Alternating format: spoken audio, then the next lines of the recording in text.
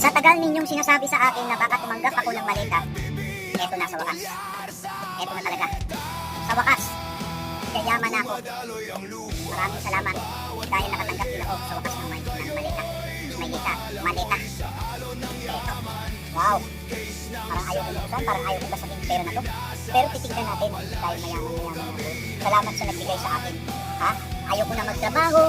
Ayaw ko nang manghingi. Ayaw ko na talaga maghanap pa natin anong klaseng mga papasukan na trabaho. Ito na talaga. No? Hingi kayo? Gusto nyo rin ba? Ha? Tingnan ko muna. Ha? Grabe. Ang dami. Sobrang dami.